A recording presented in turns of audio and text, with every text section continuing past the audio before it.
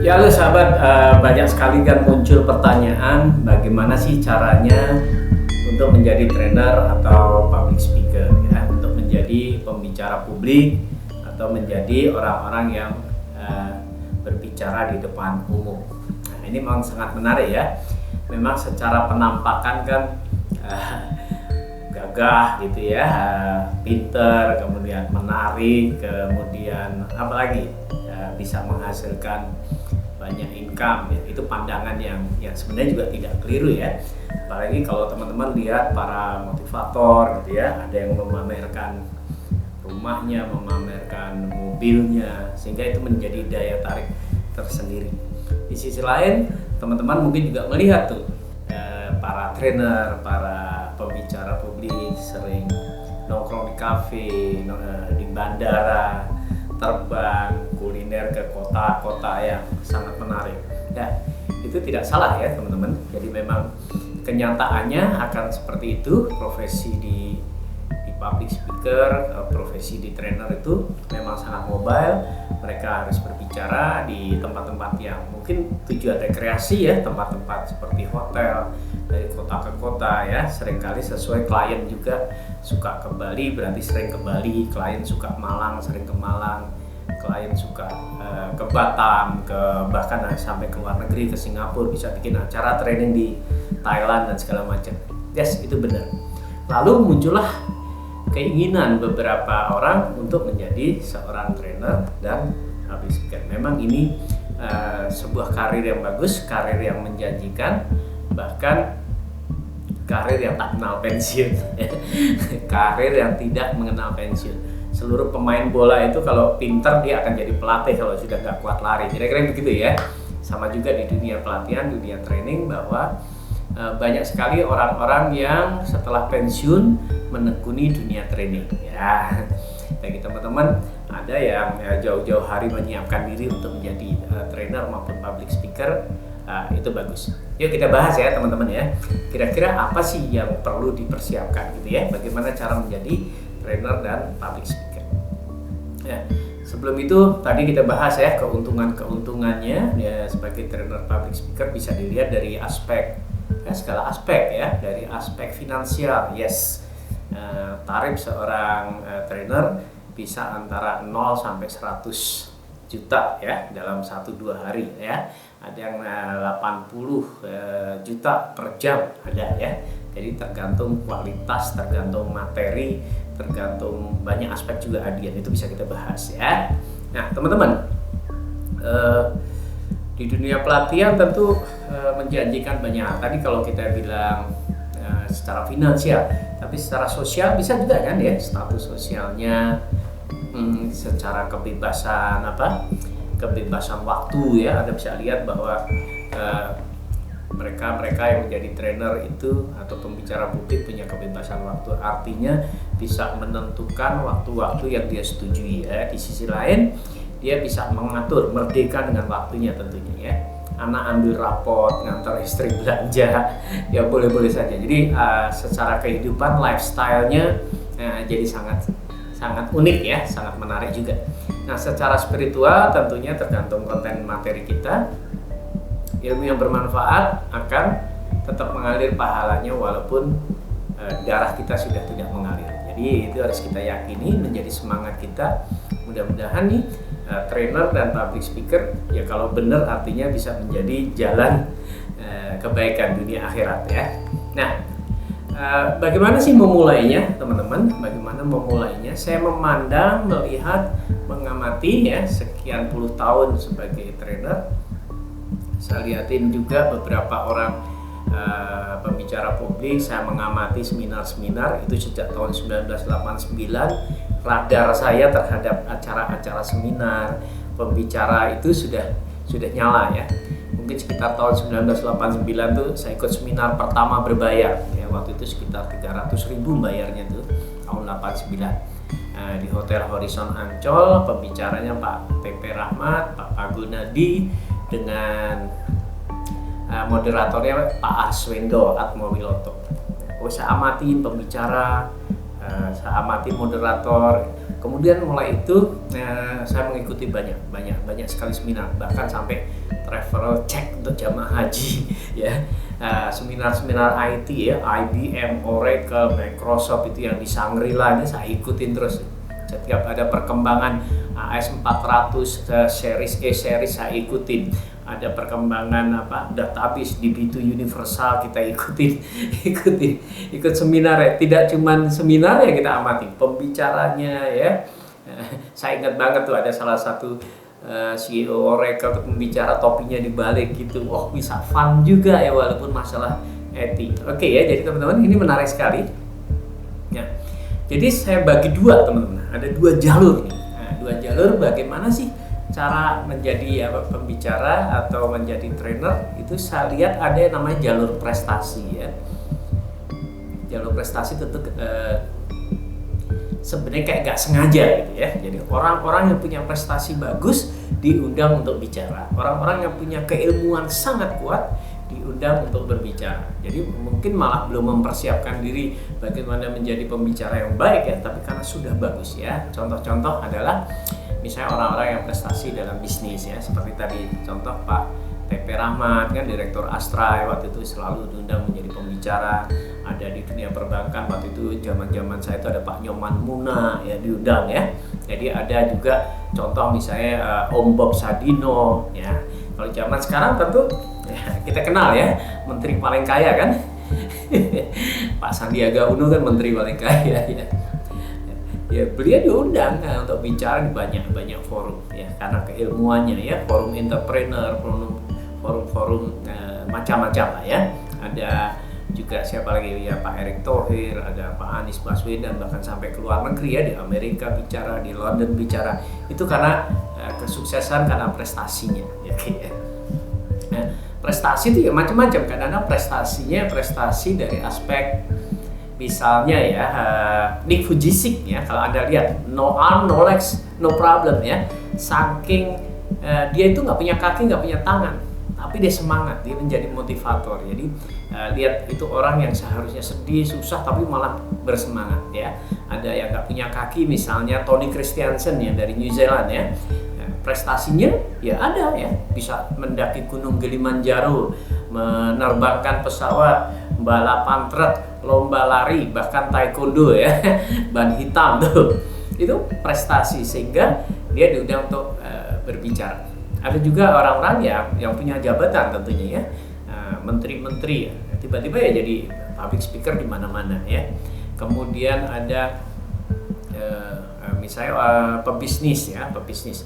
Dulu kan pebisnis yang sukses ya, punya franchise banyak, punya cabang banyak, diundang menjadi pembicara-pembicara. Oke, itu artinya jalur prestasi dalam arti orang-orang yang punya prestasi. Jadi teman-teman yang sudah punya prestasi bisa menjadi seorang pembicara dari jalur itu ya.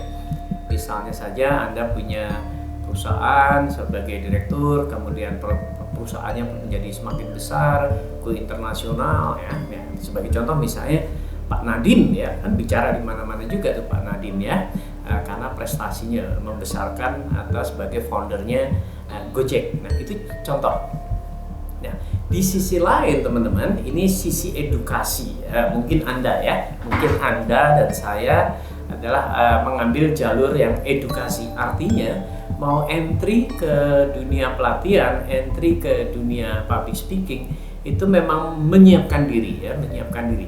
Apa sih yang perlu dipelajari, apa yang perlu disiapkan, apa yang perlu dilatih ya. Jadi kadang-kadang kalau pembicara yang jalur prestasi bisa jadi dia didengar, tapi mungkin pembicaranya belum fasih, pembicaraannya mungkin juga masih banyak kurang baik, slide presentasinya kurang baik. Nah jalur-jalur yang prestasi ini karena sudah punya konten yang bagus ya, artinya punya konten yang bagus, delivery-nya mungkin belum tentu loh ya. Jadi kalau misalnya ada beberapa orang pengusaha apa gitu ya, baru pemula tapi langsung diundang ya, diundang untuk berbicara, untuk sharing. Nah ketika jalur edukasi teman-teman, berarti kita harus menyiapkan diri ya, menyiapkan diri. Nah ini yang paling penting buat kita. Kalau Anda ingin menjadi pembicara publik, menjadi trainer, dan Anda benar-benar ingin mengkomersilkan training Anda, pembicaraan Anda, menjual training Anda, ini jalurnya ya. Jadi bagi Anda, teman-teman, sekali lagi, ketika Anda ingin menjadi trainer yang melalui jalur yang edukasi, artinya jalur Anda harus belajar gitu ya, menyiapkan diri baru masuk market ya. Bukan ada tarikan dari market untuk Anda bicara. Oke ya. Nah, apa yang harus diperhatikan teman-teman, apa yang harus disiapkan? Segitiganya adalah, nah, ketika Anda ingin menjadi trainer maupun public speaker, yang pertama tentu kontennya. Konten itu materinya, materi trainingnya, materi termasuk ketika Anda menjadi pembicara, materinya apa? Jadi kita harus siapkan materi yang benar-benar bagus, bermanfaat secara kontennya, kemudian memberi impact result. Kalau di dalam level evaluasinya Kirkpatrick, berarti yang punya suasana kelasnya bagus ya, jadi reactionnya di kelas, di panggung itu menarik, kemudian ada sesuatu yang dipelajari, berarti Anda harus siapkan nih apa yang ingin Anda ajarkan ya, sesuatu yang harus kita siapkan benar-benar, kemudian bawa impact ya, membawa impact dari yang kita latihkan dan membawa hasil result. Nah, jadi teman-teman, berarti untuk menjadi trainer harus menyiapkan konten, menyiapkan materi dari berbagai aspek tentunya ya. Nah, termasuk kita harus melihat materi apa sih sebenarnya yang dibutuhkan di pasar, ya, materi apa yang dibutuhkan oleh sebuah organisasi.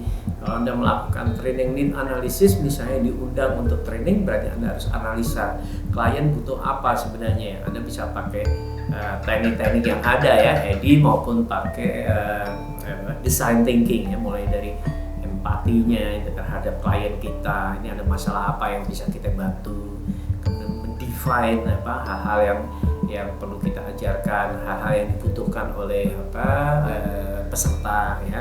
Setelah itu baru ide-idenya apa, kemudian dibuat prototype berupa slide, prototype berupa handout, termasuk mungkin juga game-game dan sebagainya. Kemudian kita bisa tes, bisa running. Jadi itu dari sisi konten. Tentu konten banyak ya teman-teman.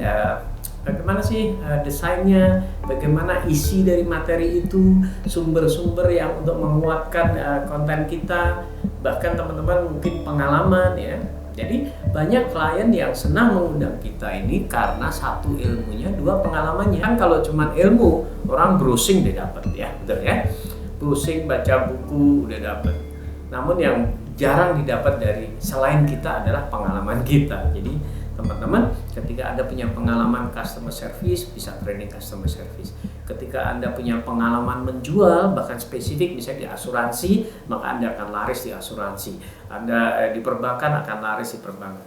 Ketika Anda punya pengalaman menjual, misalnya dari sisi retail gitu ya, Anda bisa mengajarkan hal-hal yang sifatnya meningkatkan penjualan untuk bisnis retail ya. Misalnya bagaimana mengelola raknya, mengatur tempatnya, bagaimana mengatur barang-barang di posisi yang bikin laris, bagaimana mengatur istilahnya fast moving, slow moving di mana, bagaimana memonitor, mengatur supaya expired nggak lolos dan segala macam, opportunity loss, idle capacity, oke, semua diatur ya, keramahan dari petugasnya, kasirnya, penjaga tokonya. Nah, Anda punya pengalaman gitu, itu bisa dijual. Jadi artinya konten ya tergantung Anda nanti akan membuat pelatihan apa, misalnya apakah leadership, apakah sales, apakah customer service, apakah communication skill, apakah creative thinking, problem solver dan sebagainya. Nah, Anda harus siapkan tuh ilmu-ilmunya, bahkan cara menyajikannya sampai ke slide skenario itu di situ ya. Nah, kontennya. Kemudian teman-teman, selain kontennya, aspek delivery-nya ya, delivery. Bagaimana sih Anda ingin menyampaikan training Anda? Nah, ini macam-macam juga ya.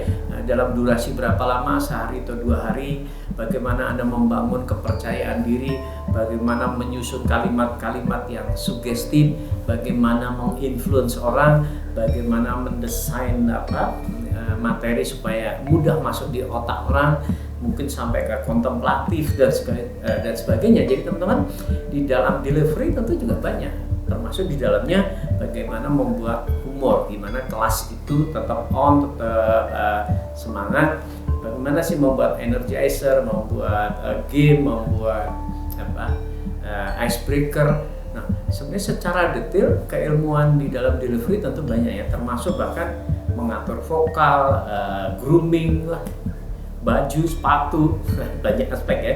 Kalau nanti ada nyentuh outbound, bikin game-gamenya, nah itu perlu kita pelajari. Nah, kemudian yang tidak kalah pentingnya tentunya di bagian marketing ya, agar Anda bisa diterima pasar, produk Anda cocok dengan kebutuhan pasar. Nah, marketing ini juga luas tentunya, mulai dari desain produk sudah mulai dipikirkan nih segmentasinya ya, segmentasi kemana, ke swasta atau ke pemerintahan atau ke BUMN ya.